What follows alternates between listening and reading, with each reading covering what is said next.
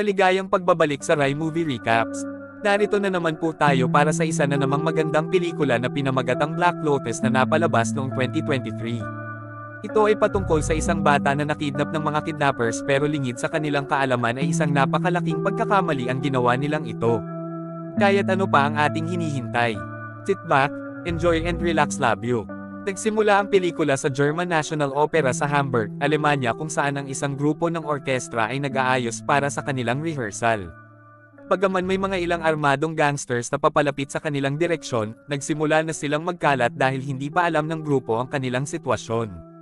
Nang dumating na ang kanilang konduktor, nagsisimula na sila sa kanilang pag-rehearse. Ngunit sa sandaling ito ay dumating ang mga gangsters at nagsimulang magpaputok sa hangin. Dumating na rin ang rescue team na pinangungunahan ni John at ibinigay niya sa kanila ang huling mga tagubilin habang idineklara ng mga gangster sa isang live stream na sila ay nagtamo ng control sa lugar at nangangailangan ng ransom na $300 milyong. Tinabihan ni John ang lahat na hintayin ang kanyang utos bago magpaputok, ngunit nang ang leader ng mga gangster ay kinuha ang isang babae at pinagbabaril siya hanggang mamatay, na nagtulak kay Mateo na labagin ang utos ni John at barilin ang mga gangster.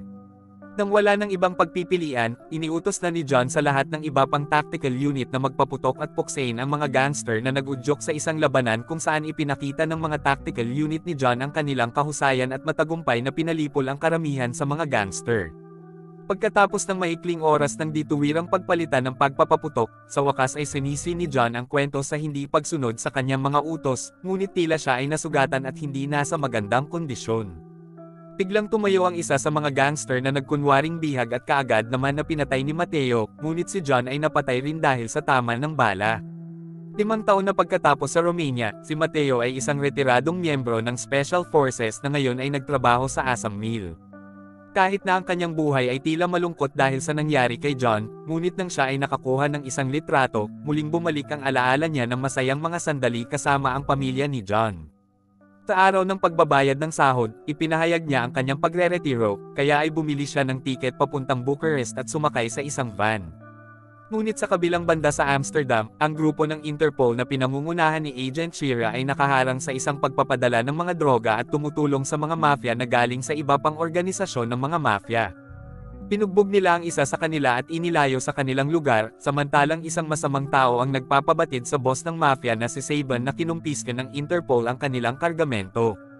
Natuklasan nila na ang isa sa kanilang mga bihag ay isang undercover Interpol agent na tumulong sa pagkumpiske ng mga kargamentong iligal na droga at doon sinabihan ni Shira na kailangan niyang magdagdag ng presyon dahil kailangan nilang hulihin ang mga pinuno ng mafia.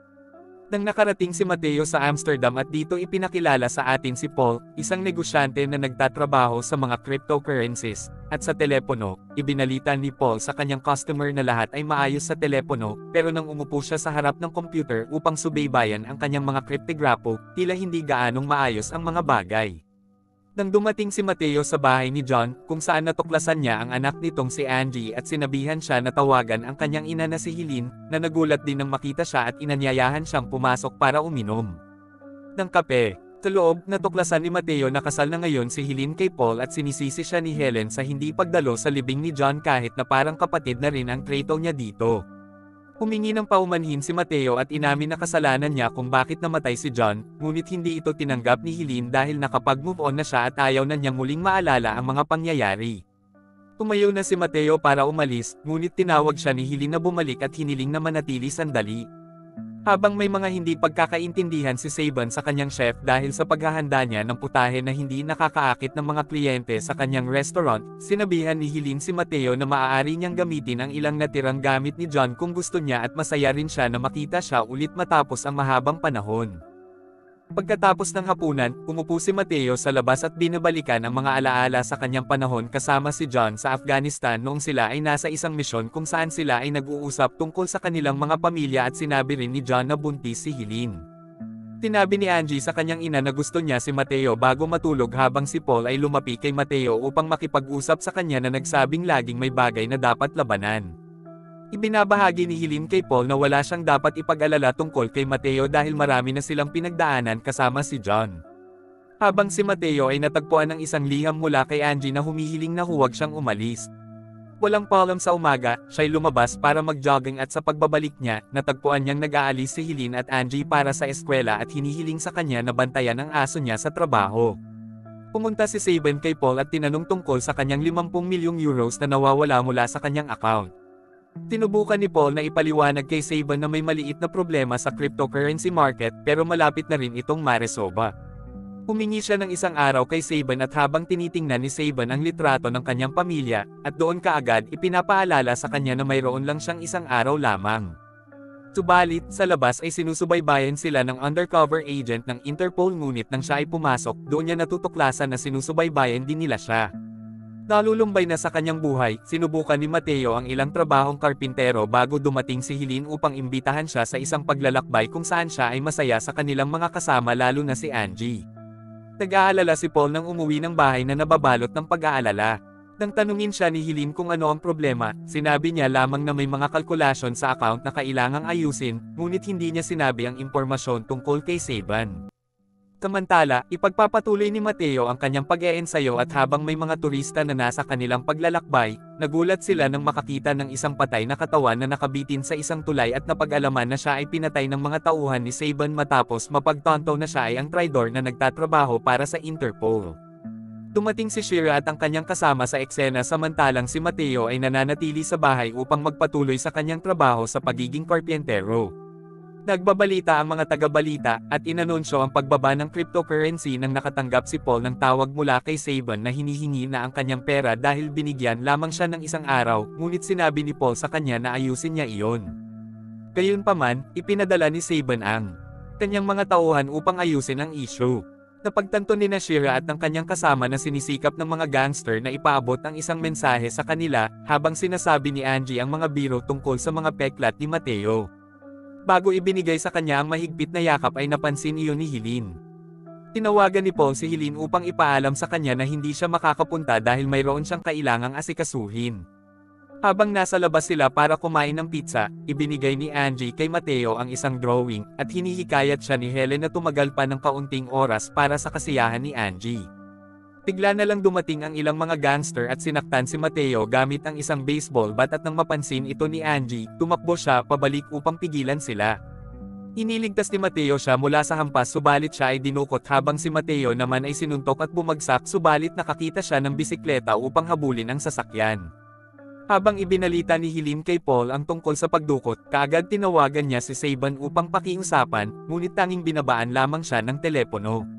Patuloy na hinahabol ni Mateo ang mga kidnapper, at madalian siyang tumalon sa ibabaw ng isa sa mga kotse at sinimulan ang pakikipaglaban sa kanila, ngunit ito ay nauwi sa pagbangga sa isa pang sasakyan. Dahil dito, nahulog si Mateo sa isang kotse at nagkaroon siya ng mga alaala habang kasama pa rin si John na sinasabi sa kanya kung paano sila ay naging isang pamilya. Nagising si Mateo sa ospital nang nakakadena ng mga posas ang mga kamay, habang ipinakilala ni Shira ang sarili kay Helene at Paul, ngunit hindi nagtagal ay lumabas na agad si Mateo. Ibinigay nila ang kalayaan sa kanya at tinanong siya ni Shira tungkol sa kanyang susunod na mga hakbang at ipinaalam niya sa kanya na ililigtas niya si Angie at binigyan siya ng impormasyon tungkol kay Saban at sa iba pang mga kaugnay ng mga gang, ayon sa kanilang pananaliksik. Personal ang pagdukot kay Angie, pero nang tanungin nila si Helene at Paul kung alam nila ang tungkol dito, nanatiling tahimik lang si Paul. Binigay ni Shira ang kanyang business card kay Mateo at nang umalis ang iba, sinubukan ni Shira at ang kanyang partner na malaman ang koneksyon sa pagitan ni Saban at ng pagdukot. Isa sa mga tauhan ni Saban ang nakapansin sa mga pangyayaring ito. Ngayon, si Angie ay nasa pagkakabilanggo sa club ni Saban kung saan kinumpirma niya na umalis na si Mateo sa ospital. Habang hawak ni Mateo ang isang drawing na ibinigay sa kanya ni Angie, naalala ni Mateo noong hiningi sa kanya ni John na maging ninong ni Angie. Kinuha niya ang ilang kagamitan bilang paghahanda sa isang pagliligtas, ngunit nang dumating si Paul upang babalaan siya, hindi sinasadyang nabanggit niya ang koneksyon ni Saban. Bilang resulta, napagtanto ni Mateo na may alam si Paul ang isang bagay, kaya nang hinaharap niya ito, ibinunyag na ni Paul ang katotohanan na may utang siya kay Saban na 50 milyong euros. Kinuha ni Mateo ang mga armas ni John at ipinag-utos kay Paul na tawagan si Saban at kumbansihin siya na meron na siyang pera, na totoo naman, at nagkasundo sila na magkaroon ng palitan para sa paglaya ni Angie. Sumang-ayon si Saban sa kanilang kasunduan at binigyan siya ng pahintulot na ipadala ang pera sa isang lugar kung saan may ginagawang gusali habang ipinangako ni Mateo kay Hilin na ibabalik niya si Angie. Napatunayan ng Interpol na may alam si Paul ang tungkol sa isang bagay, ngunit sandali lang ay inatake ni Mateo ang pares ni Shira at tumakas na gamit ang kanyang sasakyan. Ngunit inimbitahan siya ni Hilin na pumasok para uminom ng kape kung saan tinawagan niya si Paul para sa usapan ngunit natatakot si Paul dahil alam niyang taga-Interpol siya. Dumating si Mateo sa lugar ng konstruksyon para sa palitan kung saan nakakilala niya ang ilang mga gangster na siyang kinukunan niya ng impormasyon tungkol kay Angie subalit kanilang kinashock na sinabi sa kanya na wala silang dala na si Angie dahil ang kasunduan lang ay dalhin ang pera upang maligtas siya. Pilit nilang kinuha ang kanyang bag, ngunit nang ang leader ng grupo ay siyang mag-check nito, lumabas na ito ay isang bomba na sumabog at tinamaan ang ilang mga gangster at ang buntot, ang natira at pagkatapos inakay ang natirang leader para sa mga pagtatanong. Sa bahay, inaagaw ng isa sa mga tauhan ni Saban si Hilin na kung saan siya ay naglaban kasama ang Interpol agent. Pagkatapos ng maikling sagutan, pinutol ng gangster ang maraming beses ang agent gamit ang isang blade, at si Hilin na lamang ang pumutok upang takutin siya at mapalayo. Inihanda ni Paul ang kanyang pag-alis samantalang si Mateo ay nagtatali sa inagawang kriminal at binubugbog ito para sa impormasyon tungkol sa kinaroroonan ni Angie. Gayunpaman, naglaban ang gangster ng kaunti bago sa wakas ay sabihin kung saan matatagpuan si Angie. Inalagaan ni Hilin ang sugatang Interpol agent, ngunit nang hingan siya ng tulong ni Paul, halos ipinagwalang bahala niya ito upang umalis at sumakay sa kanyang kotse. Subalit may isa sa mga tauhan ni Saban na naghihintay at siya ang tumapos sa buhay ng Interpol agent. Dumating si Shira habang umaalis na ang mga gangster, at habang nasa loob, pinagsasabihan ni Shira ang kanyang kasama na tatanggap siya ng medalya sa kanyang kabayanihan.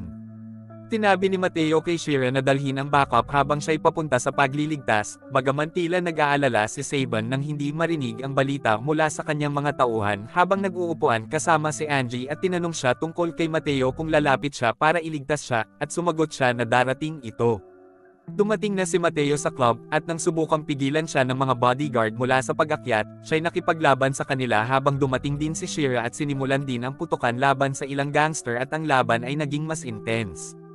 Sa loob ng club, nang magtambol sina Shira at Mateo upang linisin ang lugar, nagdesisyon si Saban na tumakas habang tinatapos ni Shira at Mateo ang lalaking nasa loob. Ngunit sinabihan ni Saban ang kanyang mga tauhan na manatili sa likod habang ang dalawa laban sa dalaway labanan ay nagpatuloy, habang si Saban at si Angie ay patuloy na tumatakbo. Nagpasya si Mateo na mag-isang kalabanan si Saban, at nang makita niya ito kasama si Angie, binalaan siya ni Saban na huwag lumapit o papatayin niya si Angie.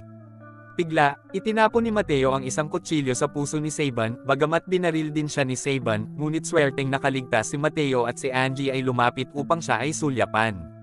6 na buwan ang nakalipas, si Angie ay kasama si Hilin na nagtatanong kung babalik pa ba si Mateo, habang si Mateo ay mag-isa muli sa isang bangka, naglalayag sa mga alon. Sa ospital, tinanggap ng partner ni Shira ang kanyang Medal of Honor habang dumating si Shira upang sabihin sa kanya na may mas marami pa silang trabaho na gagawin. At dito na nagtatapos ang pelikula natin para sa araw na ito. Maraming salamat sa panunood.